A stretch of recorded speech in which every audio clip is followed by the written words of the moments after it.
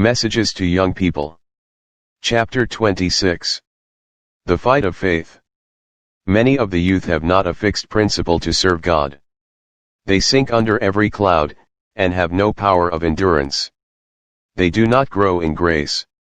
They appear to keep the commandments of God, but they are not subject to the law of God, neither indeed can be. Their carnal hearts must be changed. They must see beauty in holiness, then they will pant after it as the hart panteth after the water brooks, then they will love God and His law, then the yoke of Christ will be easy, and His burden light. If your steps are ordered by the Lord, dear youth, you must not expect that your path will always be one of outward peace and prosperity.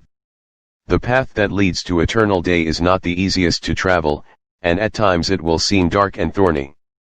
But you have the assurance that God's everlasting arms encircle you, to protect you from evil. He wants you to exercise earnest faith in Him, and learn to trust Him in the shadow as well as in the sunshine. Living faith. The follower of Christ must have faith abiding in the heart, for without this it is impossible to please God. Faith is the hand that takes hold of infinite help, it is the medium by which the renewed heart is made to beat in unison with the heart of Christ. In her endeavors to reach her home, the eagle is often beaten down by the tempest to the narrow defile of the mountains. The clouds, in black, angry masses sweep between her and the sunny heights where she secures her nest. For a while she seems bewildered, and dashes this way and that, beating her strong wings as if to sweep back the dense clouds. She awakens the doves of the mountains with her wild cry in her vain endeavors to find a way out of her prison. At last she dashes upward into the blackness, and gives a shrill scream of triumph as she emerges, a moment later, in the calm sunshine above. The darkness and tempest are all below her, and the light of heaven is shining about her. She reaches her loved home in the lofty crag, and is satisfied. It was through darkness that she reached the light. It cost her an effort to do this, but she is rewarded in gaining the object which she sought. This is the only course we can pursue as followers of Christ. We must exercise that living faith, which will penetrate the clouds that, like a thick wall, separate us from heaven's light. We have heights of faith to reach, where all is peace and joy in the Holy Spirit. A lifelong conflict. Have you ever watched a hawk in pursuit of a timid dove? Instinct has taught the dove that in order for the hawk to seize his prey, he must gain a loftier flight than his victim.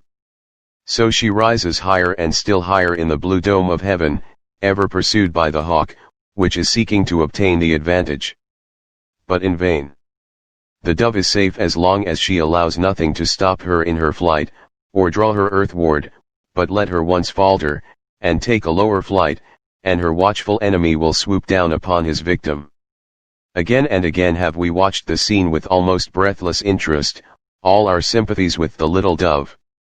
How sad we should have felt to see it fall a victim to the cruel hawk. We have before us a warfare, a lifelong conflict with Satan and his seductive temptations.